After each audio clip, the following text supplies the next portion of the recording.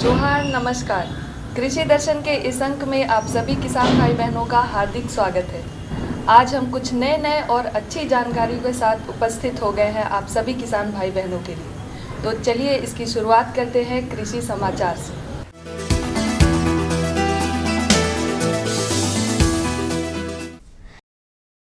नमस्कार, कृषि समाचार में आपका स्वागत है। मैं हूं अनुश्री। आइए देखते हैं आज कृषि समाचार में क्या है खास। जैविक खेती के लिए किसानों को किया जा रहा है प्रोत्साहित। आम के मंजरों में कीटनाशकों के प्रयोग में बरतें सावधानी। पाउडर रूपी दवा के छिड़काव को बेहतर तरीके से करता है डस्टर। आज जैविक खेती की महत्ता को सभी स्वीकार रहे हैं। जैविक खादों के प्रयोग से मिट्टी को और अधिक उपजाऊ बनाया जा सकता है। इसी संदर्भ में कृषि विभाग द्वारा राज्य में जैविक खाद प्रोत्साहन कार्यक्रम चलाया जा रहा है, जिसके अंतर्गत प्रशिक्षण कार्यक्रम के साथ साथ खाद निर्माण के लिए कृषकों को प्रोत्साहित भी किया जाता है। मिट्टी और फसल की गुणवत्ता में सुधार के लिए जैविक खेती को आज सभी स्वीकार रहे हैं। इस बात को ध्यान में रखते हुए राज्य कृषि विभाग जैविक खाद प्रोत्साहन कार्यक्रम चला रही है। कार्यक्रम के अंतर्गत किसानों को जैविक खाद का खेतों में इस्तेमाल के तरीके बताने के लिए और खाद निर्माण के लिए प्रशिक्षण देने के साथ जैविक खाद निर्माण को व्यवसाय के रूप में अपनाने वाले किसानों को अनुदान भी मुहैया कराया जाता है। आम के मंजरों में कीटनाशकों का प्रयोग काफी सोच समझकर करना चाहिए। अनावश्यक रूप से कीटनाशकों के प्रयोग से मित्र कीटों के भी मर जाने की संभावना होती है, जिससे परागण क्रिया प्रभावित होती है और उत्पादन कम हो जाता है। आइए कृषि विशेषज्ञ से जानते हैं कि आम के वृक्षों पर कीटनाशकों का सही प्रयोग कैसे करें। किसान भाइयों को सलाह दी जाती है कि अभी आम का मंजर खिल रहा है या आने वाला है, नहीं खिला है। इस वक्त जब फूल खिल रहा होता है उस वक्त किसी भी कीटनाशक या फफूंदनाशक दवा का स्प्रे नहीं करें। इससे मित्र कीट का मर जाते हैं और परागण ठीक से नहीं हो पाता है और फलन कम होता है। यदि सिंचाई सुविधा हो तो वर्तमान समय में यानी मार्च से लेकर मई तक किसान ओल की फसल लगाकर लाभान्वित हो सकते हैं। सिंचित अवस्था में ओल की फसल से अच्छी उपज पाने के लिए किसान गजेंद्र, श्री पद्मा और संतरागाछी नामक प्रभेद लगा सकते हैं। गजेंद्र, श्री पद्मा और संतरागाछी ओल के उन्नत प्रभेद हैं। बलुई, दोमट और अच्छी जल निकासी वाली मिट्टी में इसकी अच्छी खेती की जा सकती है। यदि सिंचाई की व्यवस्था हो तो मार्च से मई तक इनकी बुआई करनी चाहिए।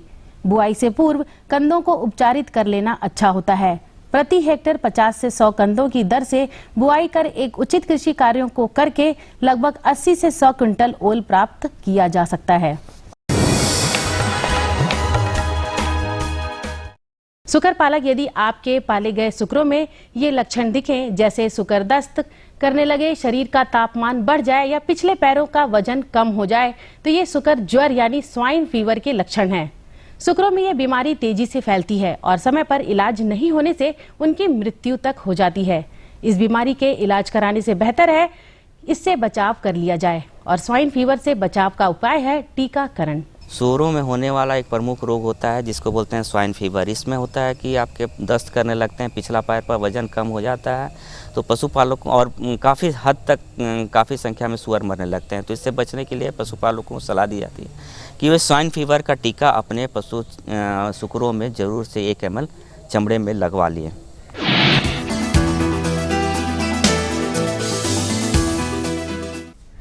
कीटों और रोगों के नियंत्रण के लिए फसलों पर दवा का छिड़काव करना होता है। पाउडर रूपी दवा के छिड़काव को बेहतर तरीके से करने के लिए कृषक डस्टर का इस्तेमाल कर सकते हैं। पाउडर रूपी रासायनिक दवाओं का फसलों पर छिड़काव हाथों द्वारा करने में बहुत तरह की समस्या आती है और दवा एक समान फसल पर नहीं बिखरता है। इस कार्य को इस डस्टर नामक उपकरण की सहायता से करने पर दवा का छिड़काव एक समान पूरी फसल पर होता है और दवा बर्बाद भी नहीं होती और हाथों द्वारा छिड़काव से होने वाली परेशानियों से भी किसान बच जाते हैं।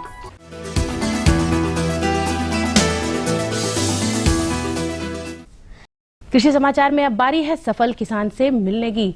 तो आइए मिलते हैं आज के किसान से और जानते हैं सफलता की मंजिल इन्होंने कैसे पाई। मैं खेती कर रहा हूँ कम से कम 95-90 से लगभग। तो खेती में हमको बहुत सा फायदा भी है होता है खेती करके हम अपना बाल बच्चा को पढ़ा रहे हैं। अभी बीए कर रहा है मेरा बड़ा लड़का, उसका छोटा लड़का अभी मैट्रिक बोर्ड निकला था। उसके प्लस हम लोग के खेती से बहुत तरह तरह के मतलब फसल हम लोग लगाते हैं। जैसे हुआ अभी आलू कोड़ा किए, अभी सब्जी का पूरा टमाटर, शिमला मिर्च, कद्दू, ये सब के गाछी कर रहे हैं। खीरा का लगाने के भी कर रहे हैं, तैयारी कर रहे हैं। और अब एक नजर राज्य के कुछ प्रमुख शहरों के मौसम के मिजाज पर। आज राज्य के कुछ प्रमुख शहरों के तापमान इस प्रकार दर्ज किए गए। रांची अधिकतम 34, न्यूनतम 22 डिग्री सेल्सियस। देवघर अधिकतम 37, न्यूनतम 22 डिग्री सेल्सियस। गोड्डा अधिकतम 38, न्यूनतम 23 डिग्री सेल्सियस।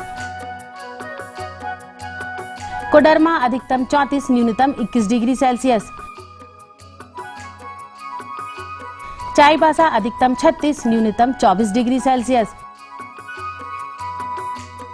और हजारीबाग अधिकतम 36, न्यूनतम 22 डिग्री सेल्सियस।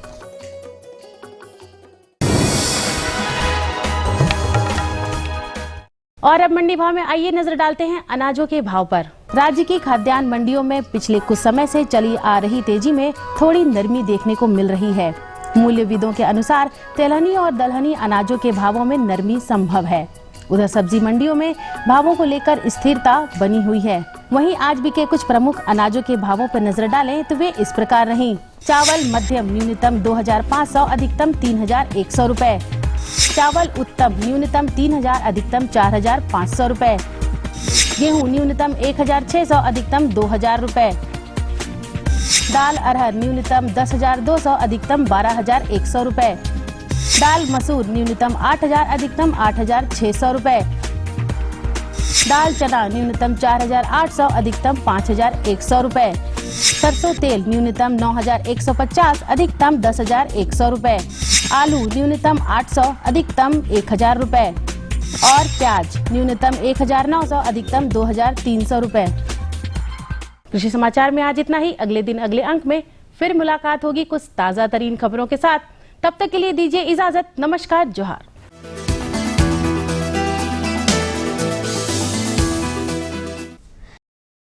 कृषि समाचार के अंतर्गत आपने देखा मंडी भाव, जाना मौसम का हाल और कृषि की नई नई तकनीक और उपकरणों की भी जानकारियां ली। तो चलिए हम और भी आगे जानकारी देते हैं आपको, लेकिन उससे पहले हम लेंगे एक छोटा सा विराम। तब तक आप देखिए ये संदेश।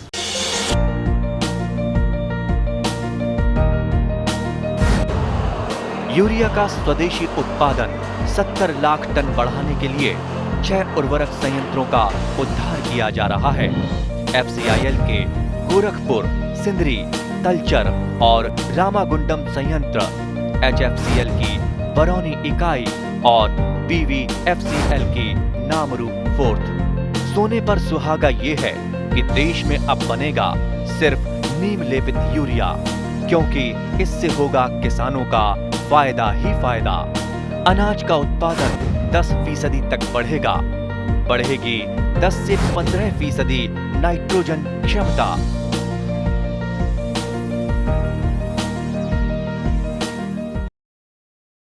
विराम के बाद आप सभी का एक बार फिर से स्वागत है। जिन किसान भाई बहनों के पास ज़मीन कम होती है खेती के लिए, तो वो समन्वित कृषि प्रणाली अपना सकते हैं।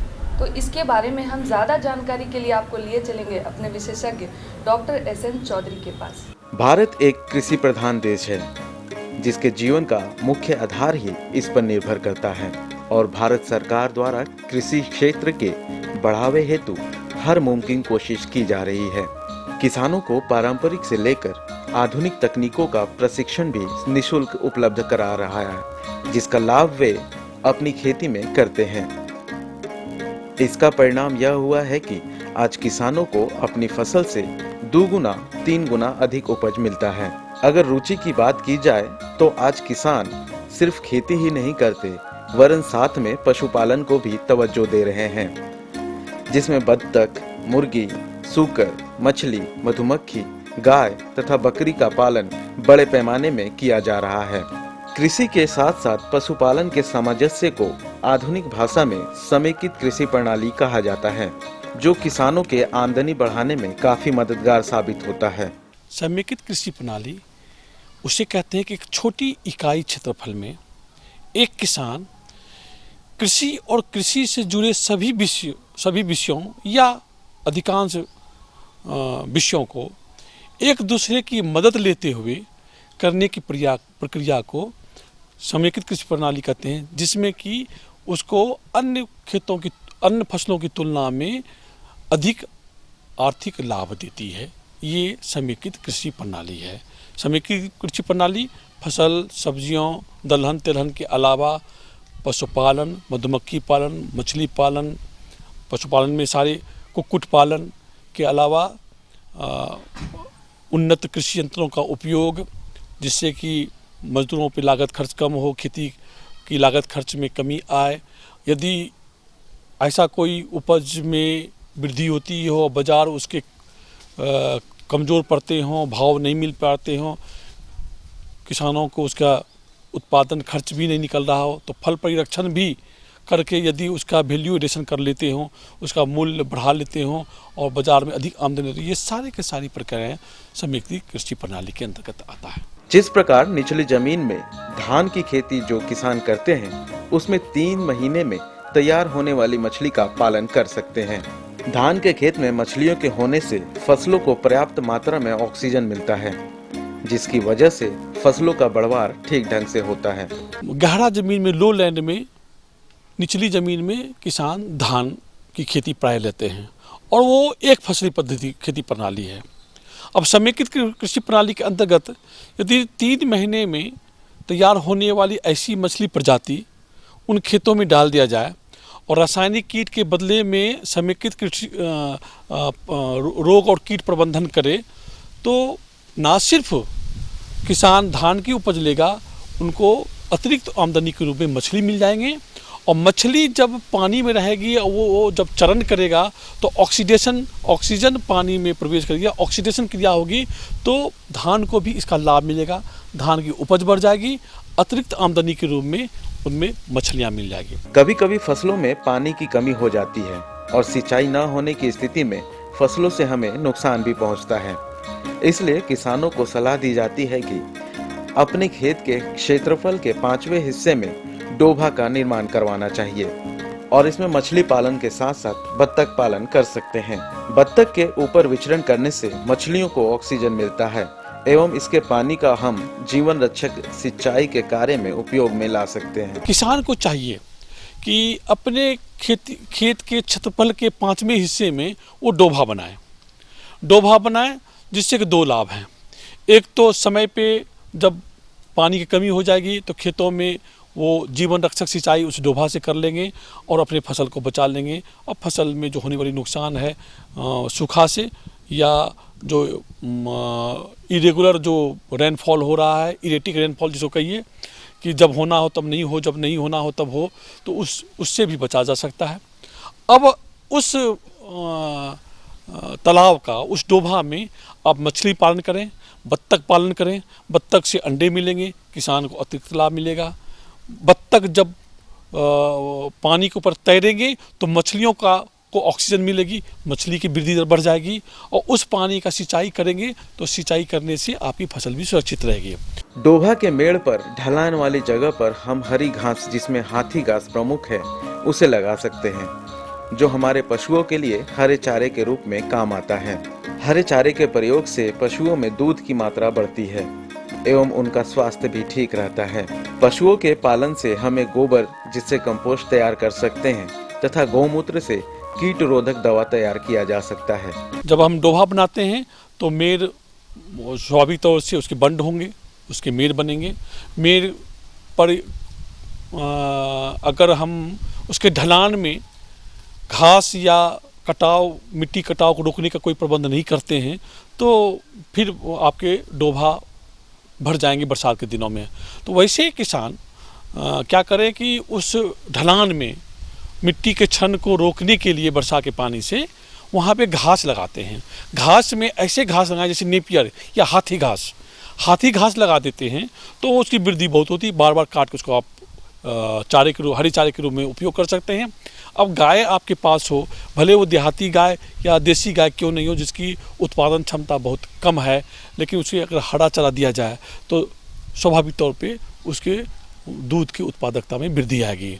और जानवर आपको इससे क्या होगा कि जानवरों के पालने में आपकी रुचि बढ़ेगी, तो उत्पादन बढ़ेगा, तो रुचि बढ़ेगी, उससे गोबर और गौमूत्र बनेंगे, जिससे कि कंपोस्ट और गौमूत्र से रोग कीट से रोधक दवा बना पाएंगे। तो दोनों एक दूसरे सामंजस्य से बैठाया जा सकता है। फसल से चारे मिलेंगे और जानवर से गोबर मिलेंगे। इसके साथ साथ मधुमक्खी पालन किसानों में लोकप्रिय हो गया है, जिसके वजह से मधु तो मिलता ही है, जिसका बाजार मूल्य भी ज्यादा है। साथ ही मक्खियों के परपरागन क्रिया से आम, लीची, मटर, सरसों में फलियां भी लगती हैं। इन्हीं सब कारणों से हम कह सकते हैं खेती और पशुपालन एक दूसरे के पूरक हैं। इस तकनीक का उपयोग कर हम अपनी जीवन शैली में बदलाव ला सकते हैं। मधुमक्खी पालन को बहुधा किसान नहीं समझते कि ये खेतीबाड़ी के अंतर्गत आता है। मधुमक्खी नहीं हो, मैं किसानों को बताना चाहूँगा, मधुमक्खी नहीं हो तो अभी आम का मौसम है, लीची का मौसम आने वाला है, आप ना आम खा पाएंगे, ना जितने लीची खा पाएंगे, ना मटर में फलियाँ होगी, ना सरसों में दाने भरेंगे। परपरागित जितने भी फसल हैं वो बिना मधुमक्खियों का उसमें फल नहीं पकड़ सकते। तो मधुमक्खी पालन भी समेकित कृषि प्रणाली के अंतर्गत आता है, यानी कि एक इकाई क्षेत्रफल में, एक यूनिट एरिया में खेती और संबंधित विषय, पशुधन हो और मछली पालन हो, बत्तख पालन हो, जो बागवानी हो, ये सारे जो आप करते हैं, ये सारे के साथ समेकित कृषि प्रणाली आती है, जिसमें एक फसल से उपज अगर कम हुई या लाभ कम हुआ तो दूसरा फसल उसकी भरपाई कर देता है। तो हमारे विशेषज्ञ ने आपको पहली जानकारी दे दी, तो चलिए हम और भी जानकारी आपको देते हैं, लेकिन उससे पहले लेंगे एक और छोटा सा विराम। तब तक आप देखिए ये संदेश। ये लो और बताओ। बस। अरे ये क्या भैया जी, बस इतनी सी रासायनिक खाद? किसानी छोड़ रहे हो क्या? किसानी नहीं, नादानी छोड़ रहे हैं। मिट्टी की जांच कराई है, अब तो लाला जी जितनी जरूरत है उतने ही उर्वरक खेत में डालेंगे। हाँ, किसान भाई आज ही अपने जिले की नजदीकी भूमि परीक्षण प्रयोगशाला में मिट्टी की जांच जरूर करवाएं और मिट्टी में पोषक तत्व, नमी व पौधे के विकास को देखते हुए केवल जरूरत के अनुसार ही पोषक तत्व डालें। और हाँ, मिट्टी में गंधक, जस्ता, बोरोन जैसे सूक्ष्म पोषक तत्वों का पता लगाना भी न भूलें। उर्वरक और जैविक खाद के सही उपयोग से भूमि का उपजाऊपन बनाए रखें, उत्पादकता बढ़ाएं, खर्चा घटाएं और बहुमूल्य विदेशी मुद्रा बचाने में भी सहयोग दें। और हाँ, धीमी गति से नाइट्रोजन उपलब्ध कराने वाले उर्वरकों जैसे नीम लेपित यूरिया को प्राथमिकता दें और यूरिया का पत्तों पर छिड़काव करें। अरे वाह, तू तो सचमुच समझदार हो गया रे। अधिक जानकारी के लिए संपर्क करें जिला कृषि अधिकारी या किसान कॉल सेंटर। विराम के बाद आप सभी का एक बार फिर से स्वागत है।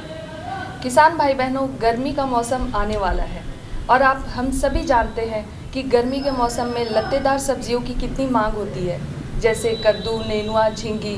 तो इन लत्तेदार सब्जियों की उन्नत किस्मों के बारे में हम जानेंगे अपने विशेषज्ञ डॉक्टर प्रशांत वर्मा से। किसान भाइयों नमस्कार, कृषि दर्शन के इस कार्यक्रम में आपका स्वागत है। किसान भाइयों, कृषि दर्शन की टीम आज कृषि विज्ञान केंद्र हॉली क्रॉस हजारीबाग आई हुई है, जहां आज हम बात करेंगे गर्मा लत्तेदार सब्जियों की उन्नत किस्में एवं खेती के बारे में। और इस विषय पर जानकारी देने के लिए आज हमारे साथ है यहीं के वैज्ञानिक डॉक्टर प्रशांत वर्मा। आइए इनका स्वागत करते हैं। डॉक्टर साहब, आपका हमारे इस कार्यक्रम में स्वागत है। जी नमस्कार।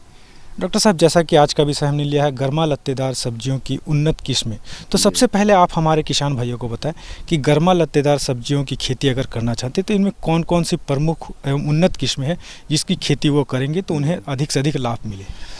हमारे किसान भाई गर्मियों में लत्तेदार सब्जियों की खेती काफ़ी मात्रा में करते हैं, जिनमें प्रमुख जो सब्जियों की खेती की जाती है वह है लौकी या कद्दू, करेला, खीरा, नेनुआ, झींगी। इसके अलावा ये सारी लत्तेदार सब्जियां हैं जिनकी ये खेती करते हैं। अगर इन सब्जियों में अगर हम उन्नत किस्म की खेती अगर करें, और आजकल चूँकि उन्नत के साथ साथ हमारे बहुत सारे किसान भाई संकर किस्म की भी खेती करना पसंद करते हैं। तो अच्छे किस्मों का अगर वो चुनाव करें तो निश्चित रूप से उससे फलन ज़्यादा प्राप्त होता है और आमदनी भी अच्छी प्राप्त हो जाती है।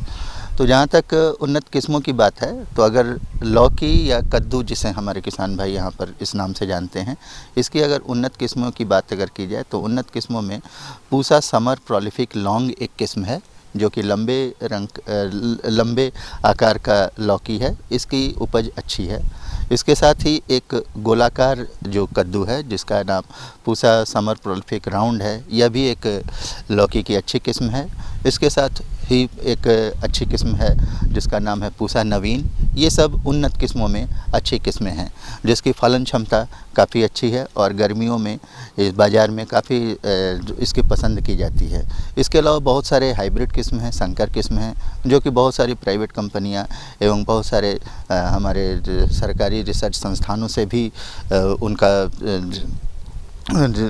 प्रचार किया गया है। उन सब किस्मों को हमारे किसान भाई लगा सकते हैं। अगर करेले की बात की जाए तो करेले में पूसा विशेष, पूसा प्रिया, ये सारी जो किस्में हैं ये काफ़ी अच्छी किस्में हैं। इसके अलावा अर्का हरित, ये जो किस्म है कोयम्बटूर, या उन्नत किस्मों में करेला की अच्छी किस्में हैं। साथ ही अगर संकर किस्मों में अगर खेती करना चाहें तो प्रिया और पाली, ये जो किस्में हैं अच्छी करेले की अच्छी किस्म है जिसका कि आकार एवं रंग बाज़ार में काफ़ी पसंद किया जाता है। नेनुआ की अगर खेती करें तो नेनुआ की एक पूसा चिकनी बहुत ही अच्छी किस्म है। और इसके अलावा हाइब्रिड में बहुत सारी किस्में इसकी आई हुई हैं जो कि बाज़ार में विभिन्न प्राइवेट कंपनियों के द्वारा एवं बहुत सारे रिसर्च स्टेशंस की अच्छी हाइब्रिड किस्म की भी खेती की जा सकती है। अगर झींगे की करें तो पूसा नस्दर इसकी एक उन्नत किस्म है, इसकी खेती हमारे किसान भाई करें। अगर तरबूज की खेती करना चाहते हैं तो अर्का मानिक, ये तरबूज की बहुत ही अच्छी किस्म है जिसका कि फलन काफ़ी अच्छा प्राप्त होता है। तो इस तरह से ये सारी सब्जियों की अगर खेती करें किसान भाई अच्छी आमदनी प्राप्त कर सकते हैं। हमारे किसान भाई पंपकिन या कुम्हड़ा की खेती भी या कोहड़ा की खेती भी करना पसंद करते हैं। इसके लिए अब एक अच्छी उन्नत किस्म आई है जो कि छोटे आकार या मझोले आकार की है, वह है अर्का चंदन या अर्का सूर्यमुखी। इन किस्मों की अगर खेती की जाए तो हमारे किसान भाइयों को अच्छी उपज एवं अच्छी आमदनी प्राप्त होती है। डॉक्टर साहब, ये तो आपने बता दी किस्मों के बारे में। अब हमारे किसान भाइयों की बात आती है कि वो खेती करेंगे तो किन किन सावधानियों का या किन किन बातों का ध्यान देंगे ताकि उनको अधिक से अधिक मुनाफा मिल सके। गर्मियों में लत्तरदार सब्जियों की खेती करने में सबसे पहले तो भूमि की तैयारी सही होनी चाहिए। उसकी अच्छी तरह से तैयारी अगर भूमि की करते हैं और उसके बाद भूमि की तैयारी करने के बाद उसमें थाले में इसकी खेती करनी चाहिए, क्योंकि गर्मियों में सबसे बड़ी समस्या जल का होता है, सिंचाई का होता है। इसलिए अगर थाले में पौधे की किस्म के अनुसार से अगर उसकी दूरी रखी जाए तो अच्छी उपज एवं पैदावार प्राप्त होती है। जैसे अगर लौकी के पौधे के थाले बनाने हैं तो एक पंक्ति से दूसरे पंक्ति की दूरी कम से कम 1.5 मीटर रखें और पौधे से पौधे की दूरी 1 मीटर पे रखें। तरबूज के लिए भी दूरी अगर एक पंक्ति से दूसरे पंक्ति की दूरी अगर रखनी है तो 1 मीटर रखें और पौधे से पौधे की दूरी करीब 75 सेंटीमीटर रखें। अगर ये खीरा की खेती करनी है तो खीरा से की खेती के लिए पौधे से पौधे की दूरी करीब 60 से 75 सेंटीमीटर और पंक्ति से पंक्ति की दूरी 1 मीटर रखें। करेला की खेती अगर करनी है तो पंक्ति से पंक्ति की दूरी 90 सेंटीमीटर और पौधे से पौधे की दूरी 60 सेंटीमीटर पर रखें। इस तरह से अगर दूरी अगर रखी जाए तो पौधों की पर्याप्त संख्या प्राप्त होती है और पौधों को बढ़वार हेतु सही हवा जल मिल पाता है और पौधे अच्छी मात्रा में उपज भी देते हैं। डॉक्टर साहब, ये तो बातें आपने बता दी खेती के करने की शुरुआती तैयारी की। अब इसके बाद आती है ये जो लत्तेदार सब्जियां होती हैं तो इनमें कुछ रोग एवं कीट का भी प्रकोप होता है, तो उनकी रोकथाम हमारे किसान भाई कैसे करेंगे? जी हाँ, गर्मियों के समय में जो लत्तेदार सब्जियां हैं उसमें कुछ विशेष रोग एवं विशेष कीड़ों का प्रकोप होता है। फल पर लगने वाले कीड़ों में फल मक्खी जो फ्रूट फ्लाई है वह लत्तेदार सब्जियों की एक भयंकर समस्या है। इस समस्या के निदान के लिए पौधा जब भी आप लत्तेदार खेती हमारे किसान भाई करें तो थाले में रीजेंट नामक एक दवा जिसकी मात्रा प्रति कट्ठा के हिसाब से या प्रति एकड़ के हिसाब से 5 किलोग्राम प्रति एकड़ के हिसाब से अगर थाले में प्रयोग करें और इसके साथ जब पौधे की बढ़वार हो जाए तो पौधे पत्तियों पर अगर क्योनाल-फॉस ग्रुप की दवा जैसे इकालक्स का छिड़काव या साइपरमेथ्रिन का दवा का छिड़काव 2 ml प्रति लीटर पानी के दर से अगर छिड़काव करें 15 से 15 दिनों के अंतराल पर, तो ये फल मक्खी की समस्या से राहत पाया जा सकता है, उससे फसल की सुरक्षा होती है। इसके अलावा इस फसल में फल मक्खी से सुरक्षा हेतु जिस खेत में लत्तरदार सब्जियों की खेती की जाती है उसमें अगर कुछ मिट्टी के पात्र में या किसी बर्तन में ये क्योनाल-फॉस या साइपरमेथ्रिन या कार्बारिल नामक दवा का घोल बना करके 2 ml प्रति लीटर पानी घोल बनाकर उसमें कुछ मीठा पदार्थ जैसे चीनी या गुड़ मिश्रित ये अगर बना करके रख दिया जाए कुछ दूरियों पर, तो उससे क्या होता है कि फल मक्खियाँ उस रस को चूसती हैं और उससे उनके शरीर में जहरीलापन आता है और वे समाप्त नष्ट हो जाती हैं। तो ये काम अगर हमारे किसान भाई करें तो फल मक्खियों से सुरक्षा हो जाती है। इसके अलावा रोगों में जो प्रमुख रोग इन सब्जियों पे आती है वह है पाउडरी मिल्ड्यू या चूर्णिल आसिता रोग, जिसमें कि पौधे की पत्तियों पर पहले सफ़ेद चूना की तरह पाउडर दिखता है और जो पत्तियों पर फैल जाता है और पत्तियों में पत्तियां जो ढक जाती हैं सफ़ेद चूने से, जिसकी वजह से पत्तियां मुरझाना शुरू होती हैं, उसमें कार्बोहाइड्रेट फोटोसिंथेसिस की क्रिया नहीं हो पाती है, भोजन नहीं बन पाता है। इससे रोकथाम के लिए अगर सल्फ़र ग्रुप की दवा जैसे सल्फेक्स या कैराथेन 2 ग्राम प्रति लीटर पानी में घोल बना करके अगर छिड़काव किया जाए तो ये पाउडरी मिल्ड्यू रोग का निवारण हो जाता है। तो ये दो, एक फल मक्खी और पाउडरी मिल्ड्यू चूर्णिल आसिता रोग, इन दोनों पर अगर नियंत्रण पाया जाए तो गर्मियों में लत्तरदार सब्जियों से अच्छी उपज प्राप्त होती है। डॉक्टर साहब, अंत में चलते चलते आप हमारे किसान भाइयों को और क्या सुझाव देंगे ताकि वो अधिक से अधिक मुनाफा ले सके लत्तेदार सब्जियों से? मैं किसान भाइयों को यही कहना चाहूँगा कि गर्मियों में अगर आप लत्तरदार सब्जियों की खेती कर रहे हैं तो थाले का बना करके ही सब्जियां लगाएं, लत्तरदार सब्जियों को लगाएं। पानी नियमित समय पर उचित मात्रा में दें। अगर टपक विधि से सिंचाई प्रणाली को अगर आपने अपनाया है तो उसे अपनाएं या एक इस तरह की योजना बनाएं ताकि कम से कम पानी की खपत से हम फसल पैदा कर सकें। टपक विधि उसमें बहुत ही सर्वोत्तम है। इसके अलावा उचित मात्रा में रासायनिक खाद एवं गोबर खाद का प्रयोग करें, क्योंकि गोबर की खाद का अगर प्रयोग करेंगे तो मिट्टी में जीवांश की मात्रा बढ़ेगी, उससे फसल का उत्पादन अच्छा होगा, मिट्टी में जल धारण करने की क्षमता बढ़ेगी। और जो रासायनिक खाद में है उसमें मिट्टी की जांच कराने के उपरांत सही मात्रा में यूरिया, सिंगल सुपर फॉस्फेट और पोटास का इस्तेमाल करें। इस तरह से अगर हमारे किसान भाई खेती करते हैं, खरपतवार पर सही नियंत्रण रखते हैं तो निश्चित रूप से गर्मियों की सब्जियों से अच्छी आमदनी प्राप्त कर सकते हैं। तो देखा किसान भाई, डॉक्टर साहब ने कितनी अच्छी जानकारी दी गर्मा लत्तेदार सब्जियों की उन्नत खेती किस्म एवं उसके बारे में। डॉक्टर साहब, आप हमारे इस कार्यक्रम में उतनी अच्छी जानकारी दी, इसके लिए आपका बहुत बहुत धन्यवाद। जी धन्यवाद और नमस्कार। तो किसान भाई बहनों, आशा करती हूँ कि हमेशा की तरह आज भी आप हमारी जानकारियों से अवश्य लाभ उठाएंगे। तो चलिए हमारा पता लिख लें हमें खत लिखने के लिए। हमारा पता है कार्यक्रम कृषि दर्शन, कृषि प्रकोष्ठ द्वारा केंद्र निदेशक, दूरदर्शन केंद्र, रातू रोड, रांची, और पिन संख्या है 834001। इसी के साथ आप हमें दीजिए इजाज़त। जोहार।